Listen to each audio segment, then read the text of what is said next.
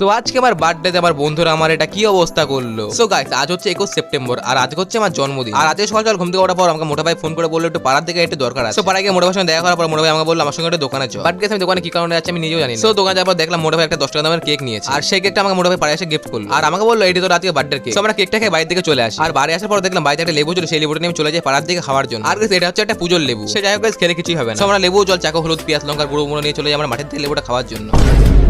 মজা করে দিকে আমার সাথে লেবু নিয়ে এসেছিলাম। লেবু খাওয়া হয়ে গেলে আমরা বিকেলবেলা স্নান খাওয়া দাওয়া করে বেরিয়ে পড়ি পিন্টুদার ফেমাস চায়ের দোকানে চা খাওয়ার জন্য। সো আমরা মোটা ভাই বাইক করে বেরিয়ে পড়ি পিন্টুদার চায়ের দোকানে যাওয়ার জন্য। আর গাইস, আজ চায়ের টিপটা আমিই দিচ্ছি। সো আমরা চায়ের দোকানে এসে আমরা একটা ভাড়ের চা নিয়ে নিই। আর গাইস, তোমরা কারা কারা চা লাভার আমাকে কমেন্টে জানাও। সো চাটা খাওয়া হয়ে গেলে আমরা আবার বাড়ির দিকে চলে আসি। আর রাত্রেবেলা যে আমি এত বড় সারপ্রাইজ পাবো আমি যেভাবে কল্পনা করি। সো রাত্রেবেলা আমার বন্ধু আমাকে বাড়িতে চোখ বন্ধ করে নিয়ে যায় আমাদের মাঠে। আর গাইস, সেখানে গিয়ে দেখে আমার বন্ধুরা আমার জন্য একটা কেক এনেছিল। সো আমি কেকটা কাটলাম, সবাইকে খাওয়ালাম। বাট এটা কি ছিল?